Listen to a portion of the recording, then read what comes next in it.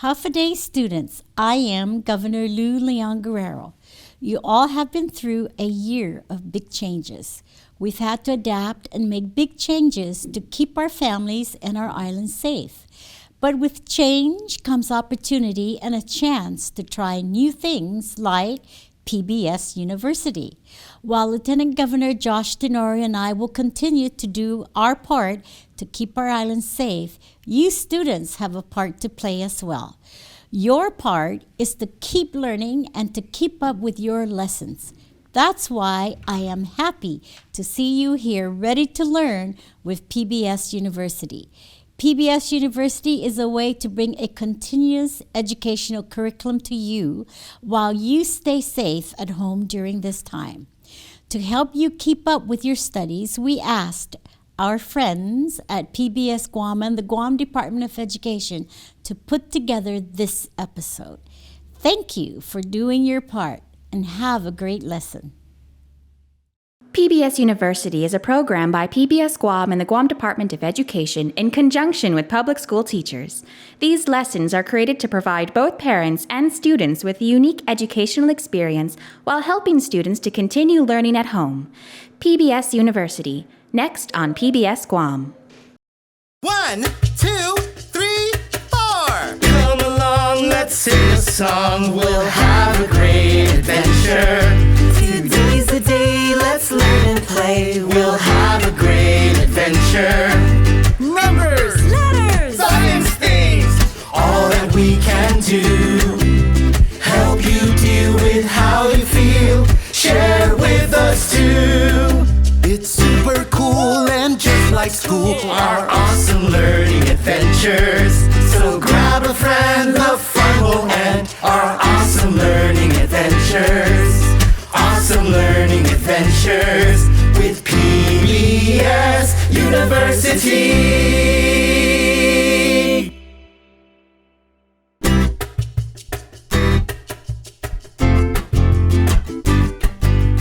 Hello, or aloha like they say in Hawaii. I'm Mr. Gomez, your 3rd to 5th grade ELA teacher, and today I'm going to teach you something. We're going to a different dimension today, where writing and speaking clearly is a must. The place is here, and the time is now. And the problem? Pronoun confusion. We will enter a world where a group of students fail to use pronouns correctly, and because of it, they will suffer consequences of embarrassment and maybe even a failing grade. Here in the Grammar Zone. Hi class, so this quarter's project is on parts of speech. Okay, here's we have at least 3 other people in your group, and you may select your members now. Go ahead.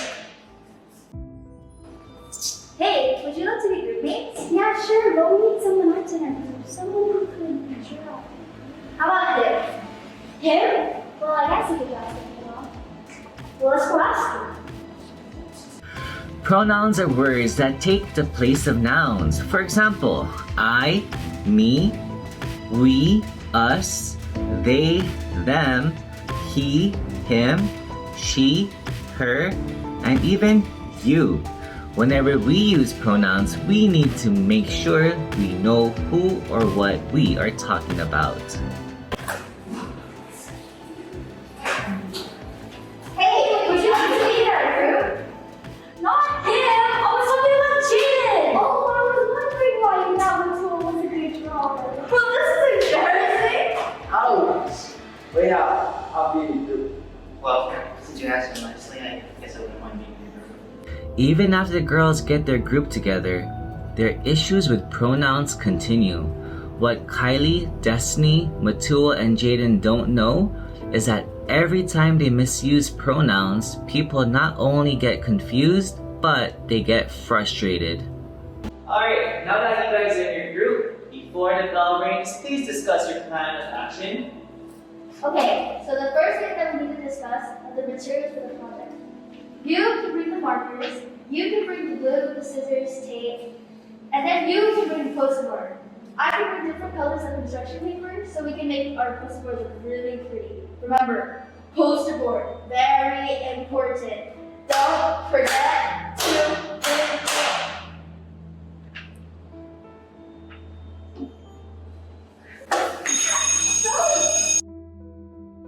Mistakes like this happen when we use an unclear pronoun. Was Kylie talking to Jaden? Or was she talking to Matua? The word you is a pronoun that could have meant either one of them. When people use pronouns incorrectly, accidents might happen. That is why we must have a clear antecedent. An antecedent is the noun that the pronoun replaces. We must always be clear with what noun we're talking about when we use a pronoun.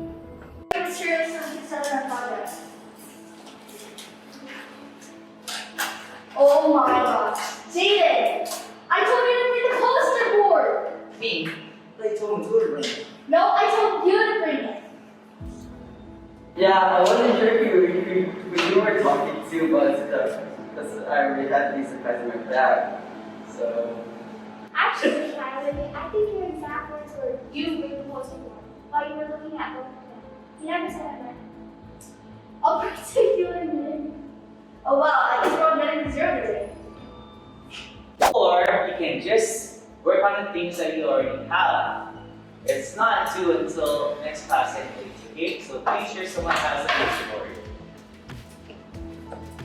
I'll make block letters for the title. So I'll need a green marker, a purple, and yellow marker. Can you have this one, please? Not just one, I meant all three. Then you should have just said them instead of it, since it refers to one and them refers to many. Okay then, can you pass it them to me? I gave you the yellow marker last since you mentioned it last. Okay, I get it, I used the wrong pronoun. When it comes to pronouns, we must always be clear with the number. When we say it may refer to one. When we say they or them, we refer to two or more. Do you think she's irritated? She always seems irritated. But a lot of times Kylie is really nice. Okay? Oh shoot, I was talking about the lesson. Looks like we put another pronoun in confusion like that. Group project started out very rough, but we ended up with an awesome grade. For real, I'll definitely be using pronouns in other places. It can cause so many problems. Like the two words I mentioned in sentence instead of using both of their names, so people don't get confused. That's right, I'm glad we learned something this week. So when you use pronouns, be sure that you and your listener know who or what the pronoun is referring to. Alright, since we've been talking a lot about pronouns, let's do some practice. Let's identify the pronoun and antecedent in each item. Number 1, Kylie seems mean, but she is really nice. What is the pronoun? Correct, she is the pronoun, Kylie is the antecedent. Number 2, Matua and Jaden left their bags in class. What is the pronoun? That's right, there is a pronoun, and Jaden and Matua are the antecedents. Number 3, Destiny is glad that her friends learned a lesson. What is a pronoun? That's right, her is a pronoun and Destiny is the antecedent. Good job. Well, that's all the time I have for you today. But before I go, I just want to remind you to love yourself because you deserve it, and love your neighbors because they need it. Adios.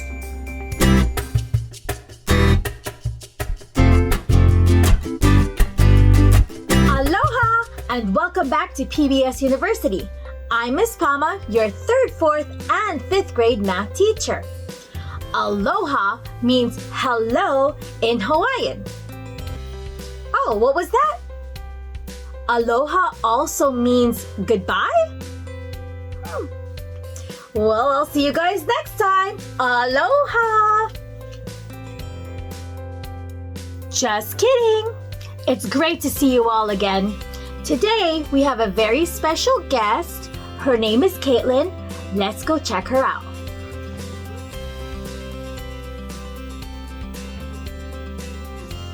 Hi, Caitlin. What are you up to? Hi, Miss Pama. I'm doing my math homework and word problems are so hard. I don't know what to do. Don't worry, Caitlin. Let's take a look at this word problem. Caroline baked 7 batches of cupcakes on Saturday. Then on Sunday, she baked 3 times as many batches of cupcakes as she did on Saturday. How many batches of cupcakes did she bake on Sunday? Do you feel like you're the only one who doesn't understand math problems? Well, you're not the only one. I have some strategies that can help you feel more confident when solving math problems. Grab a notebook and pencil, and let's get started. The first step in solving a math problem is to understand it. How can you understand a word problem? Read the problem carefully and try repeating it in your own words to help you understand. You might want to circle important information and underline the question. Look for keywords that give us clues about which operation to use, like addition or subtraction. The next step is to make a plan. How do you plan to solve a word problem? Decide on a strategy to use to solve the question. A strategy is a plan for solving a problem or reaching a goal. You can use one strategy or a few different ones. You can draw pictures or use models or counters. You can even act out the problem. Another strategy is to draw a table or chart, or write a number sentence to help you solve. As long as you solve the problem correctly, you can choose whatever strategy you want. Find the strategy that works best for you. The third step is to carry out the plan. Solve. Now that you have a plan, you work it out. Take out a pencil and a sheet of paper and work through your plan. It's okay if you don't get it right the first time, and it's okay if it's messy. You can start all over again. That's what problem solving is all about. Just don't give up. Whenever you get stuck carrying out the plan, go back to the problem and reread it. Try to understand it again. And now for the most important step, check your answer to see if it's correct. Look back at the question and make sure you answered it. Does your answer make sense? Is it reasonable? Does it answer the question? If it doesn't, then you would have to go back to step 1 to make sure that you understand the problem correctly and check for any mistakes and if you answered it correctly. Now let's go back to Caitlin's word problem. Caroline baked 7 batches of cupcakes on Saturday. Then on Sunday, she baked 3 times as many batches of cupcakes as she did on Saturday. How many batches of cupcakes did she bake on Sunday? Step 1. Understand the problem. Let's circle some important information.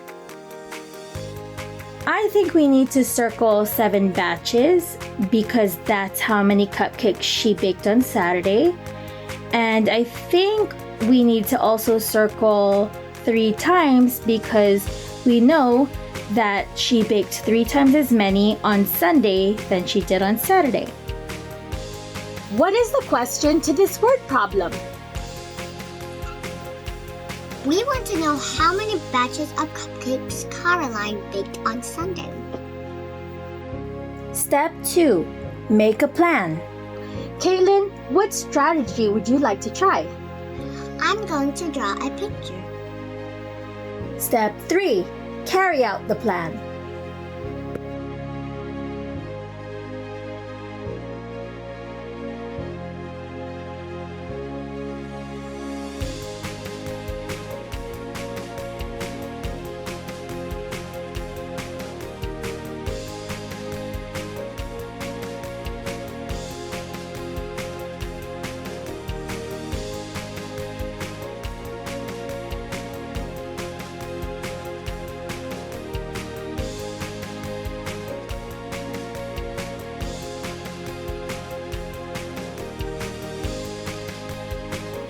And finally, step 4, check your answer. The answer that we came up with is 21 batches of cupcakes. To check your answer, first look back at the question. The question was, how many batches of cupcakes did she bake on Sunday?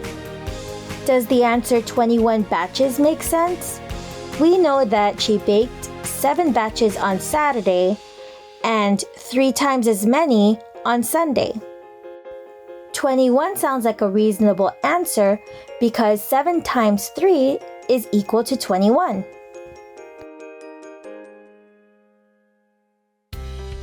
Remember, when you come across a word problem, just follow these simple steps. First, Understand the problem. next, Make a plan to solve it. then, Solve the problem. and finally, Check your work. if your plan doesn't work, that's okay. Just make another plan to solve it. Thanks for joining us today. Math is always fun when you're around. Aloha! Don't forget to smile.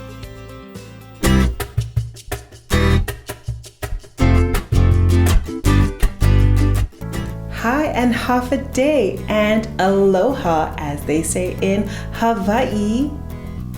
I'm Mrs. Borja, your 3rd through 5th grade science teacher here at PBS University, and I'm here to teach you science things. I'm so excited about today. In fact, I'm doubly excited about today because number 1, it's mail time, and 2, we have a special guest to help us with Mail time! Hey Savannah, thanks for joining us today. No problem. I love taking over your videos. Oops. I mean, helping out with your videos. Okay, well, we're gonna have so much fun today. Should we start with the first letter? Dear Mrs. Borja, we're talking about states of matter in my class, but I'm a bit confused about it. And I was too embarrassed to raise my hand when my teacher asked if anyone had questions because nobody else did. Can you explain it to me in a way that I can understand it, please? Your friend, Alice. Oh, Alice. First of all, I know that sometimes it's hard to admit when we're a little bit confused or we don't understand something, especially when we think we're the only ones and everybody else gets it. But chances are, if you're still confused, then there are probably other people who are confused too and are too embarrassed to raise their hands as well. But if you do raise your hand, I know your teacher will be glad to answer your question. That's what we do. We love to answer questions from our students. We want to make sure that everybody understands before we move on. And I'm pretty sure that there are other kids who don't quite understand it as well, and they'll be so glad that somebody raised their hand because now they can have their questions answered too. Okay, now, states of matter. Hey Savannah, do you know what matter is? Yes. Matter is everything that has weight and takes up space and has volume. That means it can be measured.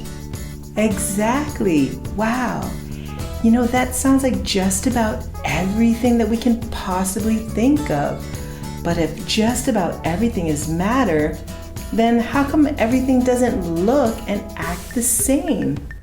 There are actually different states of matter: solid, liquid, and gas.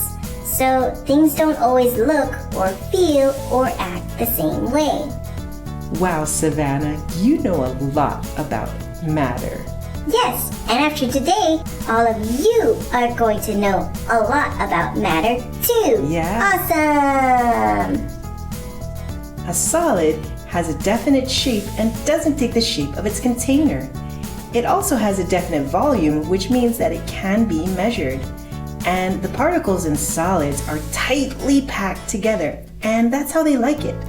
They just hang on and hang out like 24 hours a day. Liquid particles aren't as tightly packed.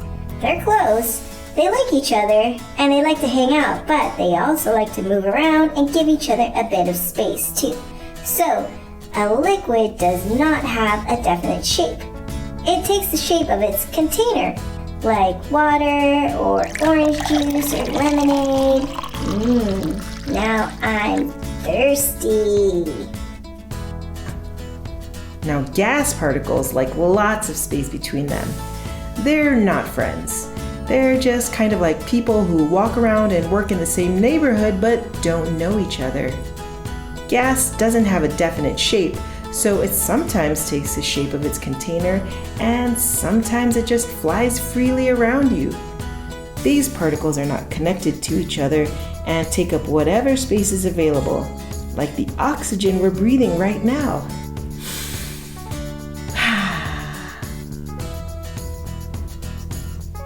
Dear Mrs. Borja, I don't get water. Is it a liquid or a solid? Because it's water, so it's soft or whatever, but it can also be hard if I freeze it. That's weird. What is it? I don't get it. From Parker. Wow, yeah, that is weird. Thanks for bringing that up, Parker. Yeah, water can be a liquid and a solid, depending on how much heat we add or remove from it. But guess what? It can also be a gas. So water at a regular temperature is a liquid. And if we remove all the heat from that water, it will freeze up and become a solid. It becomes ice. Right, Savannah? And if you add heat to that ice, it melts and becomes liquid again. And guess what? If you add even more heat to that water, it changes again into steam, which is a gas. So, to answer your question, water can be a solid and a liquid and also a gas. And that's kind of weird, but also pretty cool. Thanks, Parker! All right, Savannah, we have time for one more letter. Dear Mrs. Borja, I like your videos. You're a fun teacher. Keep making them and I will keep watching them. Okay, here's my question. Is everything matter? Is that a weird question? I always hear all about things that are matter, but I've never heard of things that aren't matter. Is there stuff out there that isn't matter? From Luna. Well, first of all, Luna, thanks for the letter. Keep watching PBS University and I'll keep making videos. Now, I don't think that's a weird question at all. In fact, I think that's a pretty great question, don't you, Savannah? Things that can't be weighed or measured or contained aren't matter. For example, thoughts and feelings. Those are a couple of examples of things that aren't matter. And also light and sound. Wow, I learned something new today. Thanks, Mrs. Borja. And thank you, Savannah. And thank all of you guys for coming today. And especially thanks to Parker and Luna and Alice for your wonderful letters. And for everybody out there, keep wondering, keep writing in, and keep coming back to PBS University for more awesome adventures. And it's me, Mrs. Borja, as always, saying, be good, read books. Bye. Hafa students, welcome to PBS University. My name is John Fernandez, and I'm the superintendent of the Guam Department of Education. These PBS University lessons are made to help you to continue learning. The teachers here prepared fun lessons on science, character education, math, English, and more, and they made it for you, the students of Guam. We're very grateful to them for their instruction. We're also thankful for you students, parents, and guardians who are watching. Remember, stay safe and healthy, and we'll see you soon in the next school year. Thank you.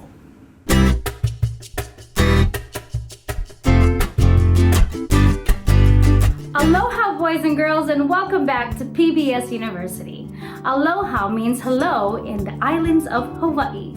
I am Mrs. Christine Palma, your 3rd, 4th, and 5th grade social studies teacher. Do you remember what we did the last time we saw each other? We were going on a road trip. And yes, I just woke up from my wonderful nap. You know, we need naps so that we can feel energized for our next adventure. Are you ready? Just to recap, we were visiting some famous geographical regions. We came from the coastal range, the basin and range, the Rockies or the Rocky Mountains, and the Great Plains. Where do you think we are going to go next? Come on, let's head on to our next stop, the interior lowlands.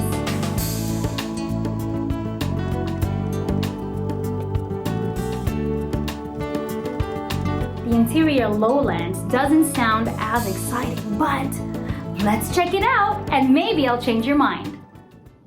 Here we are! Wow! The interior lowlands has lots of rolling flatlands with many rivers, large river valleys, big lakes, and grassy hills. Fun fact, this region is super rich in natural resources. Sandstone deposits provide a special sand used to make glass. Also, petroleum from oil is found in the fields of Texas, Oklahoma, and Kansas, and it is used to make motor oil for your cars and jet fuel. It's so picturesque. Wow. It's like a beautiful painting. The interior lowlands is highlighted in this area of Canada and the United States. That's a very large region of land. Are you done admiring this beautiful scenery? I guess I am now. Come on to our next stop.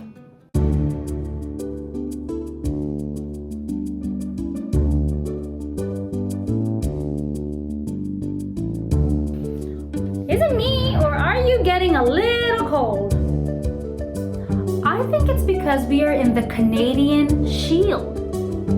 The Canadian Shield is located in the most northern region of North America. It gets its name from the shape, which looks like a shield. What makes this region so special is that you can see these exposed rocks on the land that are over 1 billion years old. You see, a long time ago, this area was just dry land. Then at some point, the oceans and rivers just flowed over it over many, many years. The ground then lifted up and formed a plateau. And the erosion from waters, streams, and even big ice helped shape the land that it is now. Isn't that amazing? Old, ancient rocks exposed for all of us to see. Okay, let's move on to our next stop. Do you know what that is? The Appalachian or the Appalachian Mountains.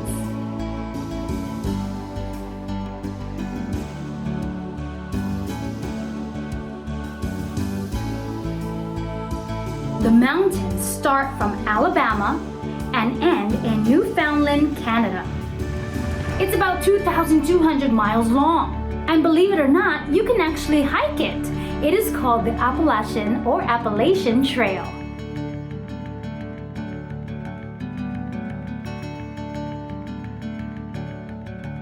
So, if you walk the entire trail, you would have taken 5 million steps. What? That's a lot of steps. And if you didn't know, these mountains form the oldest chain of mountains in North America.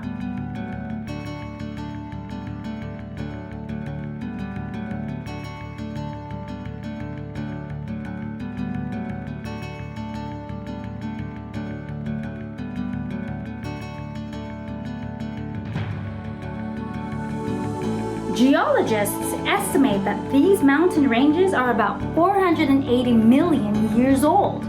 So amazing, but not as amazing as our next and final destination, which is the coastal plain, not to be confused with coastal range.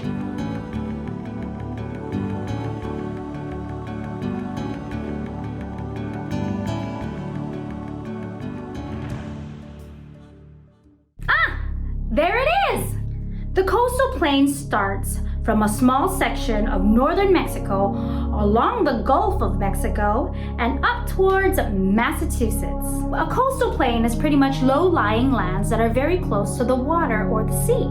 This area of North America experiences a lot of flooding during heavy storms.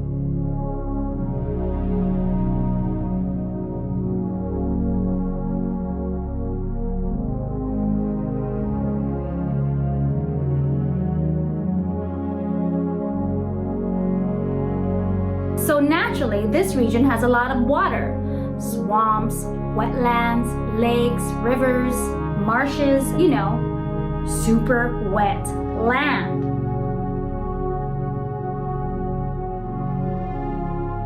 Which also means there's a lot of crabs, fishes, marine animals, and maybe some crocodiles? Oof, that's a little scary. Well, everybody, this is the end of our beautiful and wonderful, exciting road trip together. I am so happy you tagged along with me. I couldn't have done it without you, or it would have been really boring. I hope that you now recognize some of the main geographic regions across North America. And I also hope that one day you get to visit these places and know a little more about them. But alas, it is time for a second nap. That was a long journey, and I hope you had a great time. But so much of this driving makes me sleepy. So before I leave, remember that you are so smart, so special, and so awesome. Goodbye!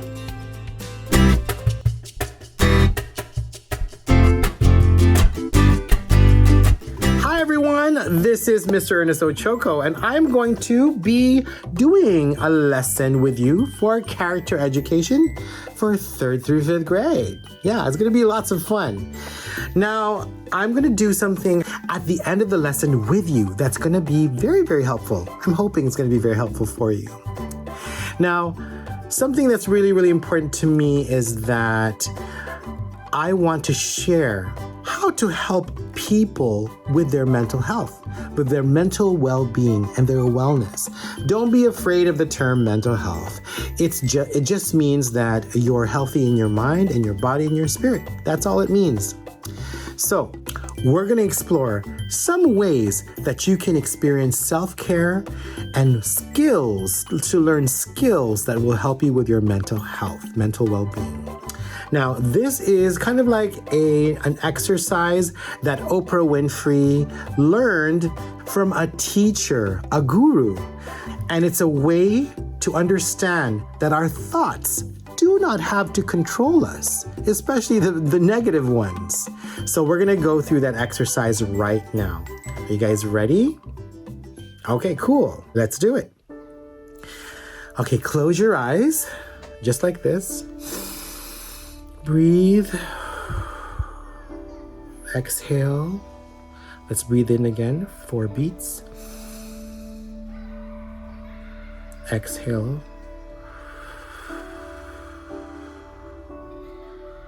One more time, let's breathe in, 4 beats. And exhale. Keep your eyes closed. Now, imagine a full moon. Imagine a full moon. Keep breathing and exhale. Imagine a full moon. Breathe in and exhale. Now let go of the moon. Make that moon dissolve when you exhale. Breathe in and let it go. Let that moon dissolve. Now imagine a triangle. Imagine a big pink triangle. Breathing in.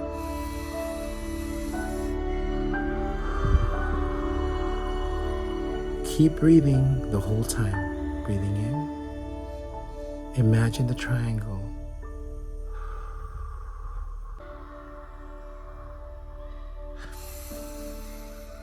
Now exhale and dissolve the triangle.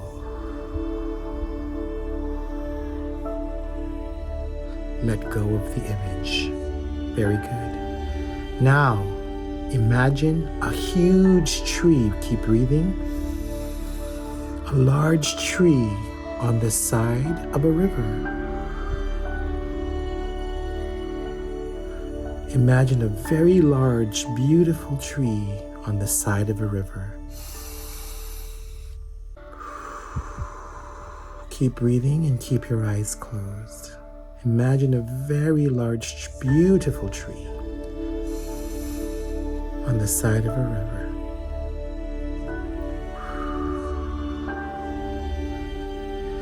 Now inhale again, imagining the tree, and let it dissolve. Exhale as you exhale.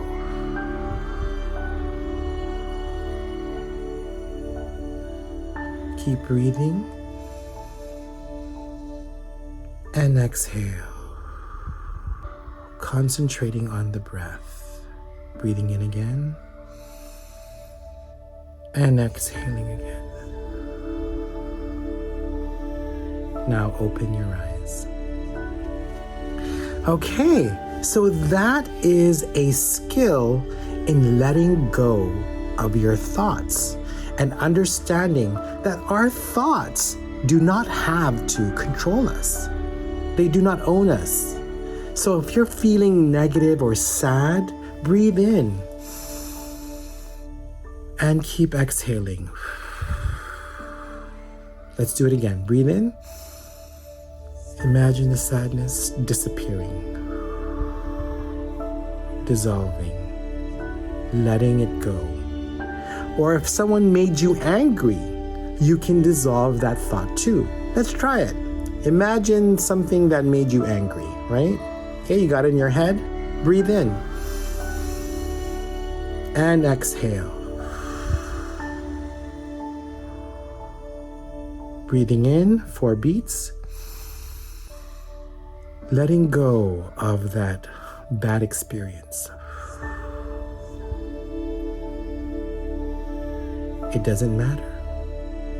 That anger doesn't matter. That sadness, letting go of your sadness, is a very powerful thing. Letting go of your thoughts and your emotions and knowing that they do not have to control you is a very powerful skill. Keep doing this and you will learn how to better control your thoughts and control your emotions and being able to accept forgiveness and peace. I really enjoyed our time together as we learned this skill on how to meditate and how to dissolve our thoughts when we do not need them. And the opposite is true. You can also breathe in and allow good thoughts to come in. Let's try it. Breathing in and exhaling peace. Shanti, shanti, shanti. Now think it in your head. Just think Shanti in your head, which means peace in Hindi. Breathing in.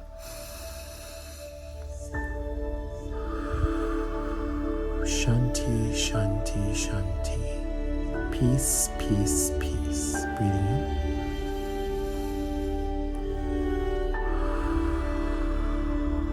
Shanti, shanti, shanti. All right. Well, I'm glad that you're able to do this with me. Thank you very much. I enjoyed our time meditating together, and hopefully this skill will stay with you for a very, very long time. Use it throughout your life if you need to, and remember, your thoughts do not control you. This is your 3rd through 5th grade teacher for character education, Mr. Ernest Ochoko. Bye, everyone.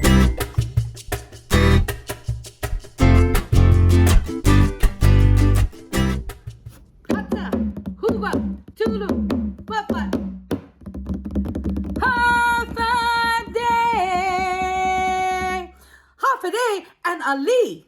Ali also means hello or hafade in Palawan. Guahu si Senora Bobby and welcome to Cha-Cha-Cha CHamoru time.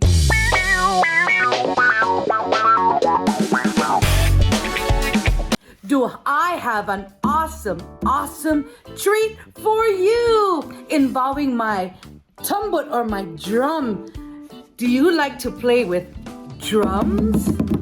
I do. Sit back and relax and let's get through our lesson. Are you ready? I am. All right. If you're ready for our lesson today, let's learn some of the words that we definitely would need while we're doing our lesson. And I'm going to show you a little bit of my dance moves. That's right.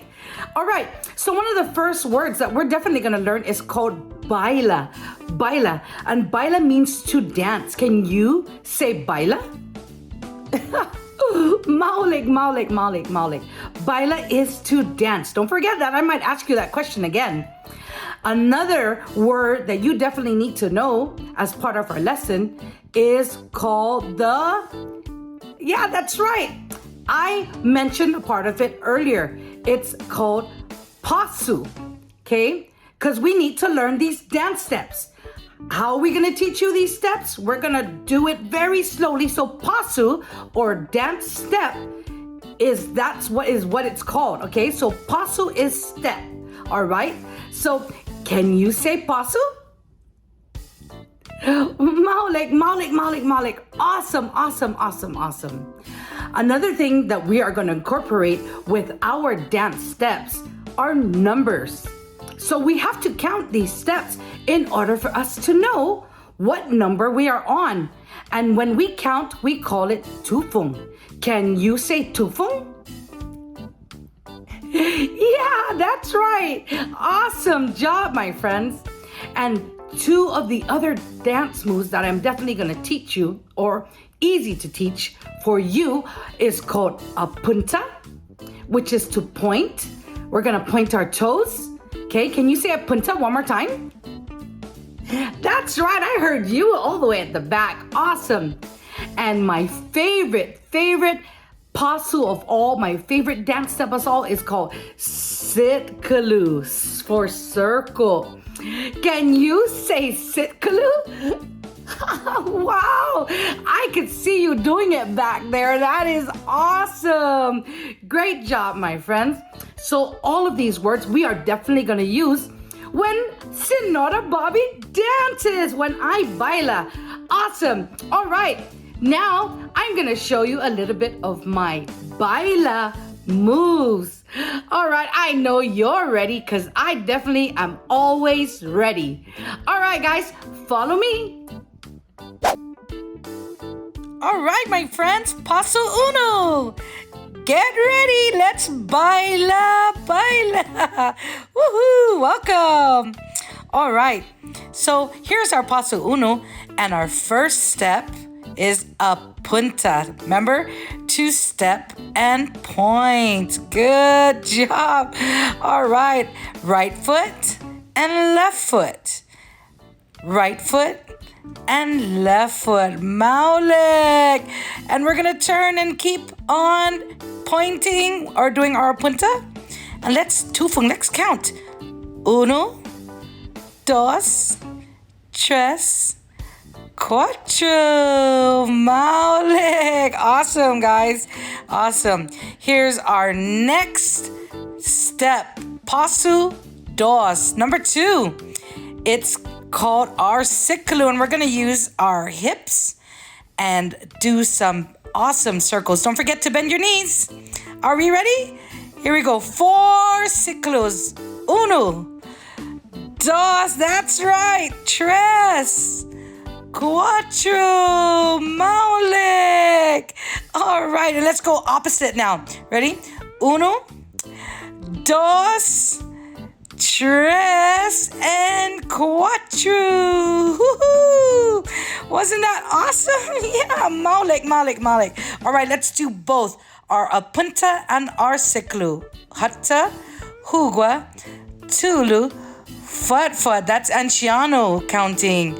Again, our Sitkolo. Hatta, hugwa, tulu, fut. Maulik, hatta, hugwa, tulu, and fut. Hatsa, hugwa, tulu, fut, and Maulik. Awesome. We learned 2 ways to tufung. Thank you. Adios. I'll see you guys. Mwah. Wow, my friends, was that an awesome lesson for today? Oh yeah, I enjoyed it myself. All right, let's review some of the words that we just learned today. Here are some of our words. One of the first word, or the words that I had used earlier, was called baila. Baila. All right, and of course that means to dance. And another word we used was apunta. Apunta meaning to point. And what were we pointing? Our toes, that's right. And moving our body. Another word that we used, and if you can remember saying it, was pasu, because I was teaching you steps, different types of steps. That's right, different dance steps. Another word that I love to do was my Sitkolo. That's right, Sitkolo for my circle. And one of the last words I taught you, which we used because we were counting, was, that's right, it was tufeng, to count, counting down the steps that I have taught you. That's awesome, yeah, awesome, knowledge. All right, my PBS friends, I'm glad you enjoyed this baila lesson for today. Thank you for joining me for CHamoru time. Adios. Fast, fun facts. Fast, fun facts. With Mr. Ernest Ochoko. Hey kids, it's Mr. Ernest Ochoko again with another fast, fun fact. And today's diversity word is going to be 2 words. Oh my goodness. Yes, 2 words. We're going to learn 2 words today. It is hero. Oh my gosh, you already know that word, right? Well, hero is actually Greek. Yeah, it's pronounced hero, just like the way that we pronounce it in English. And the other word is eros. Eros, also derived from the Greek word hero. We're going to discuss one of my very, very favorite superheroes of all time. You know what I'm going to do? I'm just going to transform into my hero. And music, spin!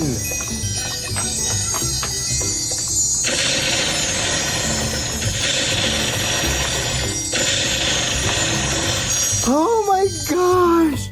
I have transformed. Let me put it this way. There.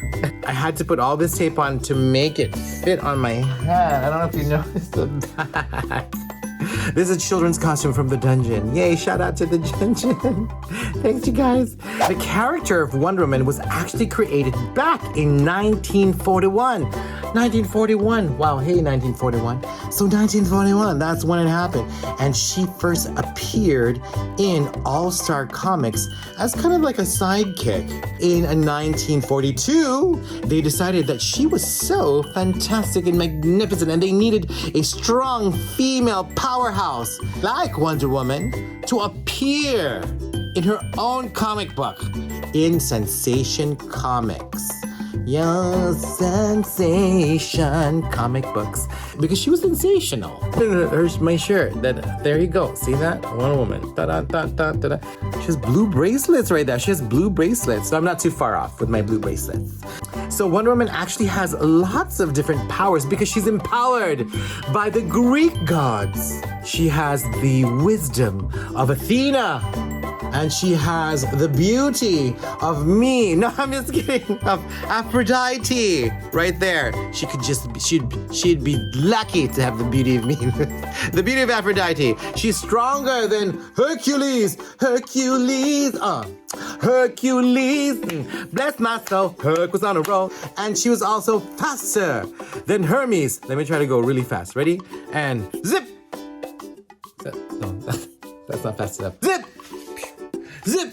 There you go. She was way faster than that. Wonder Woman also has some fabulous weapons. One of them is on my hand right now. It's the tiara. That's like a boomerang tiara. She can throw it and it can be sharp and it can cut things, or it can be used as a blunt instrument. And she also has a magic lasso. Lasso go.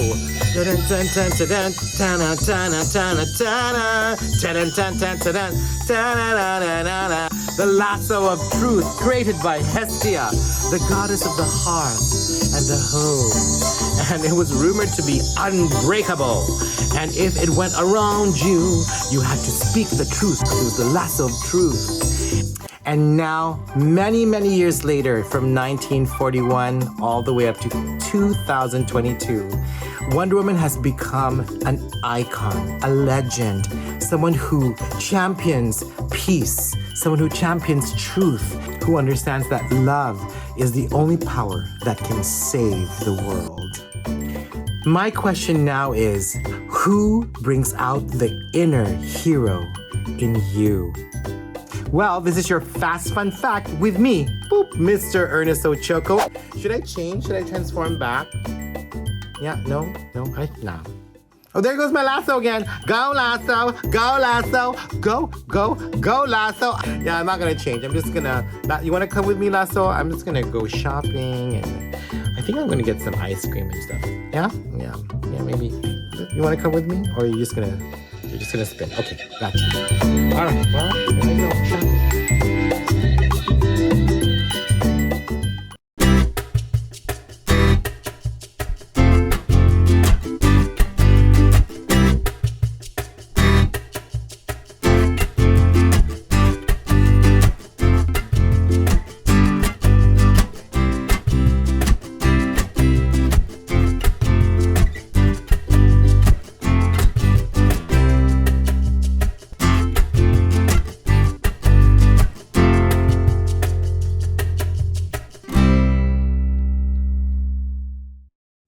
Hafa students, I'm Lieutenant Governor Josh Tenorio. For more than a year now, you all have continued to wash your hands and watch your distance from others, and you've done a really great job wearing your masks.